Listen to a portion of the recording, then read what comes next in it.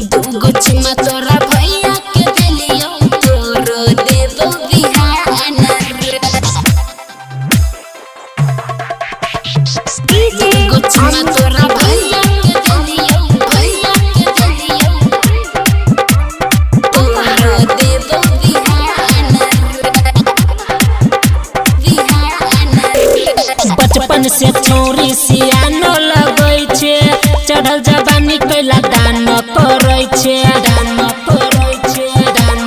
देख छोरी बचपन से छोरी सियानो लगै छे, चढ़ल जवानी कैला दान पड़ै छे। हमरा पर देही ध्यान गे।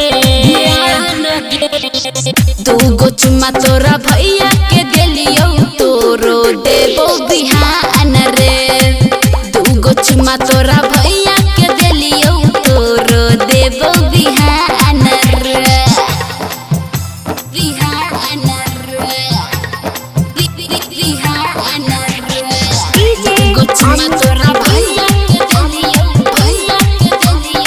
आजा रिकॉर्डिंग स्टूडियो पहाड़। तोरो देबो बिहान रे। मिल तू ओहे छोड़ा लहका के भीसर, मन भर तोरा छोड़ा देबो हम किसर।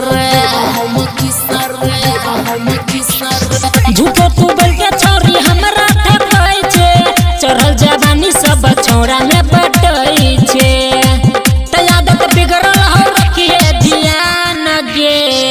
दूगो चुमा तोरा भैया के देलियो तोरो देबो बिहान रे। दूगो चुमा तोरा भैया के देलियो तोरो देबो बिहान रे।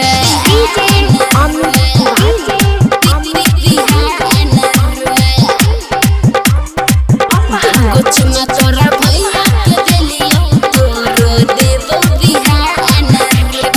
रघुवीर राज छोरा पहरल छे पीछा, तोरे हम देबो रे प्यार वाला हिस्सा। राइटर संतोष के दिल से हटैले, लाजो न भेलो छोरी अजित के पटैले। चढ़ल जवानी को देतो जियान गे। दूगो चुमा तोरा भैया के देलियो तोरो देबो बिहान रे। दूगो चुमा तोरा भैया के देलियो तोरो देबो बिहान रे। बचपन से छोरी सियानो लगै छे, चढ़ल जवानी कैला दान करै छे।